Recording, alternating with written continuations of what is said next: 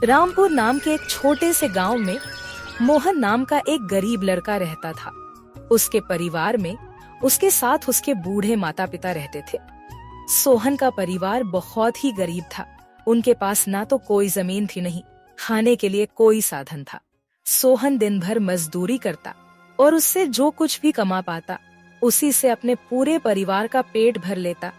यह देखकर सोहन के माता पिता बहुत दुखी होते। हमारे पास ना अपना घर है और ना ही अपनी कोई जमीन। हमारा बेटा दिन भर दूसरों के खेतों में मजदूरी करता है और उसके बदले भी उसे बहुत कम पैसे मिलते हैं। हम दोनों अपने बेटे पर बोझ बन रहे। परेशान मत हो रीमा, हमारा बेटा बहुत मेहनती है, भगवान सब देख रहा है।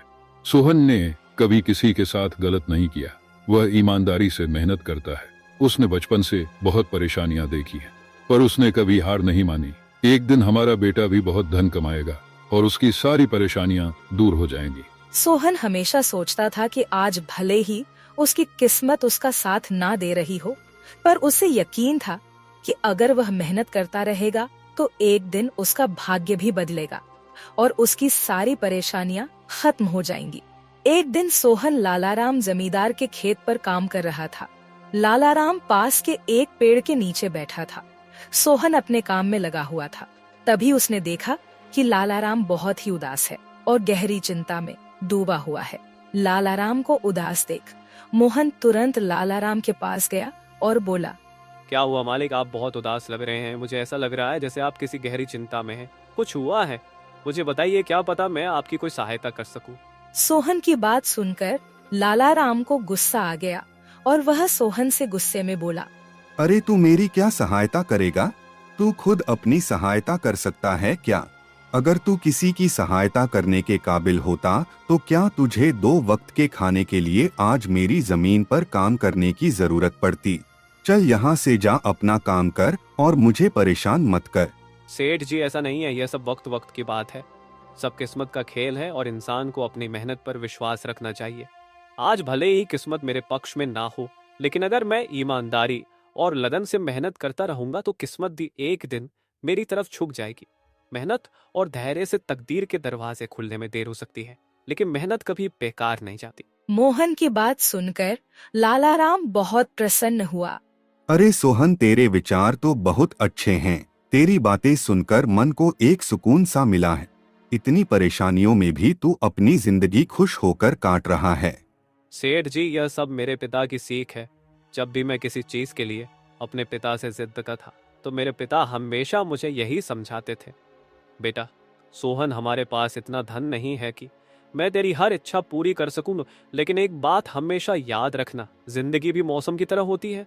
कभी यह धूप की तरह खुशियों से भरी होती है, कभी ठंड की तरह कठिनाइयां लाती है और कभी बारिश की तरह परेशानियां आती है। लेकिन जैसे हर मौसम बीत जाता है वैसे ही जिंदगी के मुश्किल हालात भी गुजर जाते हैं। बस धैर्य और हिम्मत बनाए रखना जरूरी है, क्योंकि एक दिन सब कुछ ठीक हो ही जाता है। अरे वाह, लगता है तेरे पिता बहुत ही नेक इंसान है। किसी दिन मैं भी उनसे जरूर मिलूंगा। मालिक, क्या हुआ है? आप एक बार मुझे साफ साफ बताइए, क्या पता आपकी परेशानी का कोई हल मिल ही जाए। अरे सोहन, मैं एक बहुत बड़ी परेशानी में फंस गया हूँ। मुझे अपनी परेशानी का कोई भी हल नजर नहीं आ रहा है। सेठ जी, एक बार मुझे बताइए तो क्या पता आपकी परेशानी का कोई हल निकल ही जाए। सोहन, हमारे गांव में मेरे पिता की एक पुश्तैनी जमीन थी जो काफी पीढ़ियों से हमारे पास थी। उस पर मेरा और मेरे भाई का हक है, पर हमारे गांव के ही 2 बाप बेटों ने उस पर कब्जा कर लिया है। मैं पुलिस थाने में केस दर्ज कराने की सोच रहा था, लेकिन गांव के बहुत बड़े बड़े लोग उनके साथ हैं। मैं कितनी भी कोशिश कर लूं, लेकिन मैं उन लोगों का कुछ नहीं बिगड़ पाऊंगा। अब तो उन लोगों ने उस जमीन पर खेती भी शुरू कर दी। मेरे पिता की पुश्तैनी जमीन मेरे हाथों से छीनी जा रही है, इसलिए मैं बहुत परेशान हूँ। मुझे समझ नहीं आ रहा मैं अब क्या करूँ। आप सही कह रहे हैं सेठ जी, अगर आप कानून का सहारा लेकर भी अपनी जमीन को वापस लेने की कोशिश करेंगे तो भी आप उनका कुछ नहीं कर पाएंगे। हाँ सोहन, अब तू ही बता, मैं अब क्या करूँ? मैं तो सोच सोच कर परेशान हो गया हूँ। मेरी पुश्तैनी जमीन छीनी जा रही है और मैं कुछ भी नहीं कर पा रहा।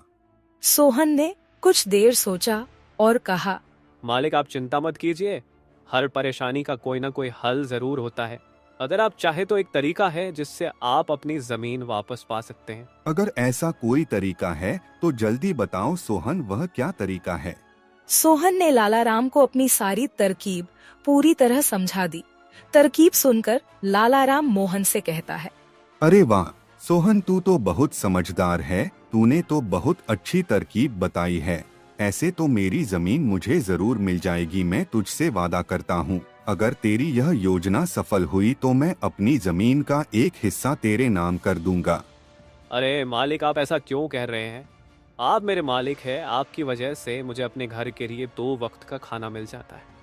आपकी मदद करना तो मेरा फर्ज है, मुझे आपकी जमीन नहीं चाहिए, ठीक है? सोहन तुम बहुत नेक इंसान हो, कल से तुम इस काम पर लग जाओ। सोहन फिर से खेत में अपने काम पर लग जाता है। अगले दिन सोहन जगत और विनोद नाम के उन बाप बेटों के पास पहुंच जाता है जिन्होंने लालाराम की जमीन पर कब्जा कर रखा था। नमस्कार सेठ जी, मैं यहाँ से गुजर रहा था तो पास के लोगों ने बताया कि आपके यहाँ काम के लिए मजदूर की जरूरत है। क्या आपके यहाँ मुझे भी कोई काम मिल सकता है? अरे अरे, कौन हो तुम? तुमसे किसने कह दिया कि यहाँ मजदूर की जरूरत है? यहाँ किसी मजदूर की जरूरत नहीं है। सेठ जी, मैं एक मजदूर हूँ, पास ही के गांव में रहता हूँ, काम की तलाश में इधर उधर भटक रहा हूँ। हर दिन कहीं ना कहीं काम मिल जाता है, बस उसी काम को करके अपना पेट पालता हूँ। कभी खेती कर लेता हूँ तो कभी कोई मजदूरी। यह तो ठीक है, पर हमारे यहाँ फिलहाल कोई काम नहीं है। सेठ जी, मैंने तो सुना है कि आप लोग इस गांव के सबसे बड़े जमींदार हैं, आपके पास बहुत सारी जमीन है, इसलिए आपके यहाँ हमेशा मजदूरों की जरूरत रहती है।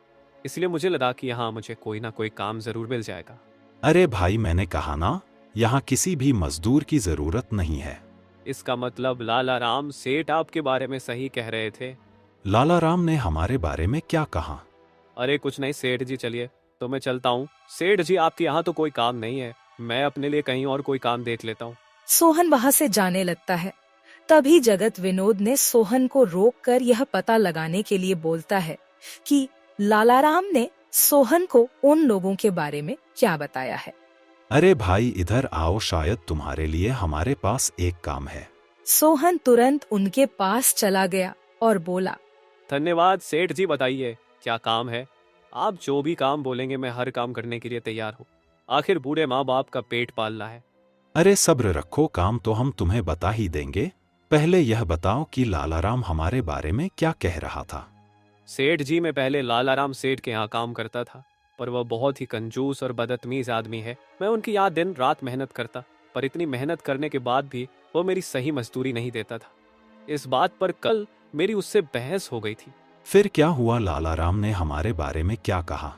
जब मेरी सेठ लालाराम से बहस हो रही थी तब उसने ने मुझे कहा कि पूरे गांव में उनसे ज्यादा मजदूरी कोई नहीं दे रहा।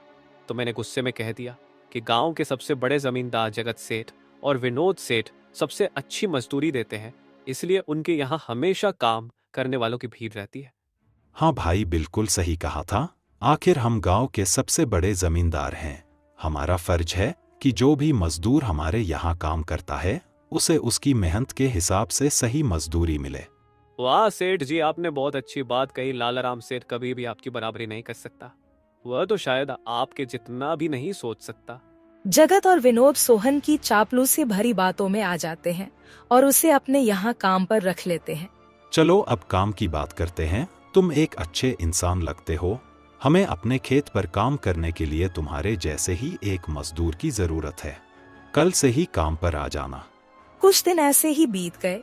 एक दिन जगत अपने बेटे विनोद से बोला, विनोद बेटा, यह सोहन तो बहुत मेहनती है, यह अकेले ही 4 लोगों का काम कर देता है।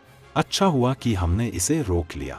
हाँ पिताजी, आप सही कह रहे हो, सोहन बहुत मेहनती है, इसके जितना काम शायद ही कोई और करता होगा। ये पूरा दिन यहाँ काम पर अकेला लगा रहता है। सोहन की मेहनत ने जगत और विनोद का दिल जीत लिया। कुछ दिन और बीत गए। एक शाम जगत और विनोद अपने खेतों का दौरा कर रहे थे। जब वे अपने खेत पर पहुँचे तो देखा कि सोहन इतने देर तक भी काम कर रहा था। सोहन भाई, अब तो रात होने वाली है, तुम इतनी देर तक काम क्यों कर रहे हो?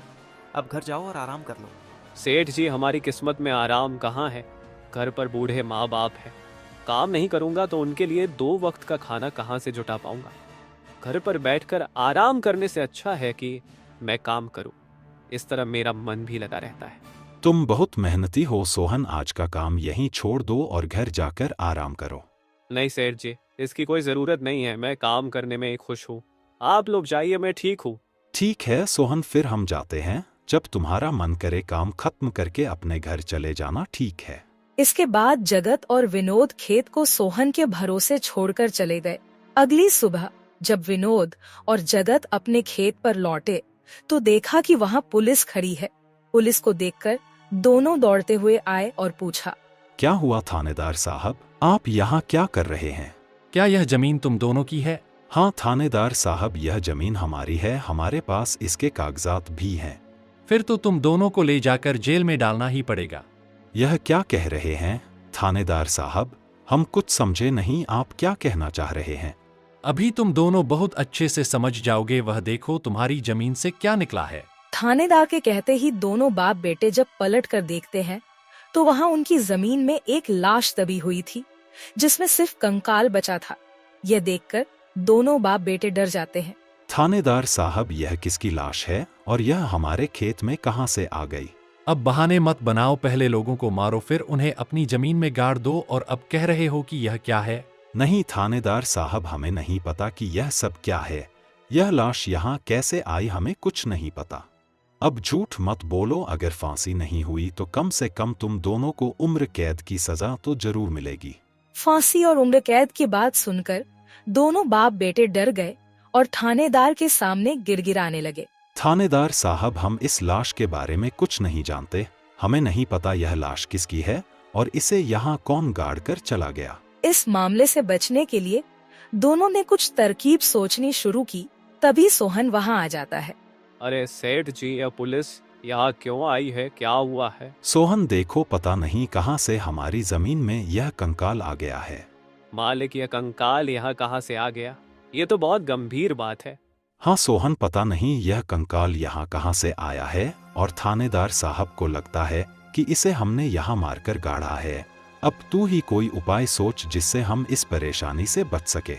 तीनों को आपस में खुसर फसर करते देख थानेदार ने कहा, अब कोई तरकीब मत बनाओ, तुम दोनों बाप बेटों में से कोई एक तो जरूर जेल जाएगा। अब तुम ही तय करो जेल कौन जाएगा। थानेदार साहब, थोड़ा सा समय दीजिए, हम तय कर ले कि जेल कौन जाएगा। मैं बस 5 मिनट देता हूँ, जल्दी से फैसला करो कौन जाएगा जेल। सोहन, जगत और विनोद थोड़ी दूरी पर जाकर बात करने लगे। देखो मालिक, दोनों के फंसने से अच्छा है कि कोई एक फंसे। अब सोचिए कौन जाएगा। हम दोनों में से कोई भी जेल नहीं जाना चाहता। सोहन भाई, कोई उपाय सोचो जिससे हम दोनों इस मुसीबत से बच सके। मालिक, एक बात कहूँ, इस कंकाल को देखकर ऐसा लगता है कि इसे काफी महीने पहले जमीन में दबाया गया होगा। जगत फांसी की बात सुनकर पहले ही डर गया था और सोहन की बात सुनते ही उसने फटाफट पूरी कहानी सोहन को बता दी। देखो सोहन भाई, सच कहूँ तो यह जमीन हमने कुछ महीने पहले ही लालाराम से हड़प ली थी। विनोद की बात सुनकर मोहन ऐसा दिखाने लगा जैसे उसे कुछ पता ही ना हो।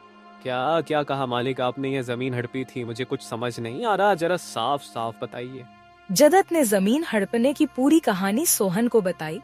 पूरी कहानी सुनने के बाद सोहन ने कहा, मालिक, मेरे पास एक तरकीब है जिससे सांप भी मर जाएगा और लायत ही भी नहीं टूटेगी। जल्दी बताओ सोहन भाई, क्या तरकीब है? तरकीब बताने से पहले मुझे यह बताइए कि आप लोगों के लिए क्या ज्यादा जरूरी है, यह जमीन या आप दोनों की जान? सोहन, इसमें पूछने वाली कौन सी बात है? हमारे लिए जमीन से ज्यादा हमारी जान प्यारी है। तो एक काम कीजिए मालिक, आप सबसे पहले जाकर थाने आर को बताइए कि यह जमीन सेठ लालाराम की है। आप उनसे बोलिए कि हमने तो कुछ महीने पहले ही यह जमीन बस काम करने के लिए उनसे ली थी, बाकी का काम मैं संभाल लूंगा। अरे सोहन, लेकिन इससे तो हमारी जमीन हमसे छिन जाएगी, फिर क्या होगा? नहीं मालिक, शायद आप मेरी तरकीब समझ नहीं पाए। जब आप थानेदार को बताएंगे कि यह जमीन सेठ लालाराम की है तो पुलिस किसे गिरफ्तार करेगी? सेठ लालाराम को। और जब लालाराम जेल चला जाएगा तब आप लोग फिर से जमीन पर कब्जा कर सकते हैं। इससे आप लोग भी जेल जाने से बच जाओगे और जमीन भी आपके ही के पास रहेगी। सोहन की तरकीब सुनकर दोनों बाप बेटे दंग रह गए। वाह सोहन भाई, तुम तो बहुत होशियार हो। आज तक तुमने हमें अपने काम से खुश किया था, अब तुम्हारी बुद्धि हमारी जान भी बचाएगी। इसके बाद तीनों थानेदार के पास गए और मोहन ने जो कुछ कहा था वही बात दोनों बाप बेटे थानेदार से कहने लगे। थानेदार साहब, यह जमीन हमारी नहीं है। हमने कुछ महीने पहले ही काम करने के लिए यह खेत लालाराम सेठ से लिया था। वह जब खुद फंस गए हो तो अब किसी और को फंसाकर अपनी जान बचाना चाहते हो ना? साहब, अगर आपको हमारी बात पर यकीन नहीं हो रहा तो आप सोहन से पूछ लीजिए। वह हमारे साथ बस कुछ दिनों से ही काम कर रहा है। इससे पहले वह सेठ लालाराम के यहाँ काम करता था। बोलो सोहन, यह जमीन किसकी है? थानेदार साहब, ये जमीन सेठ लालाराम की है। जगत सेठ और विनोद सेठ ने तो बस कुछ समय से इस जमीन पर खेती कराना शुरू किया है। सोहन की बात सुनकर थानेदार ने सोहन से कहा, सेठ लालाराम को बुलाने के लिए कहो। सोहन, तुम एक काम करो, जाओ और सेठ लालाराम को बुलाकर लेकर आओ। सोहन तुरंत जाकर सेठ लालाराम को बुला लेता है, परंतु लालाराम अपने साथ गांव के सरपंच को भी अपने साथ ले आता है। यहाँ क्या हो रहा है? यहाँ इतने लोग क्यों जमा है? देखिए सरपंच जी, इन दोनों की जमीन से एक कंकाल निकला है और अब यह लोग कह रहे हैं कि यह जमीन इनकी नहीं है बल्कि सेठ लालाराम की है। थानेदार ने सरपंच जी को पूरी कहानी सुना दी। अपने आप को फंसा देख जगत ने सरपंच से कहा, नहीं सरपंच जी, यह जमीन हमारी नहीं है। हम यहाँ बस कुछ समय से काम कर रहे हैं। आप हमारे मजदूर मोहन से पूछ लीजिए। हाँ थानेदार साहब, यह जमीन सेठ लालाराम की है। मैं कैसे मान लूं कि यह जमीन लालाराम की है? हमारे यहाँ का थानेदार तो कह रहा था कि इस जमीन पर कोई केस चल रहा है और इस जमीन पर तुम्हारा कब्जा था, और अब तुम कह रहे हो कि यह जमीन लालाराम की है। नहीं साहब, हमने लालाराम के साथ धोखा किया था। हम बस इस जमीन को हड़पना चाह रहे थे, लेकिन अब हमें यह जमीन नहीं चाहिए। अगर आप चाहें तो हम केस भी वापस ले लेंगे। थानेदार साहब, आप जाइए, बाकी का काम अब हम संभाल लेंगे। सरपंच के कहने पर थानेदार वहां से चला जाता है। सरपंच ने लालाराम से कहा, अब बताओ, यह कंकाल यहाँ कैसे आया?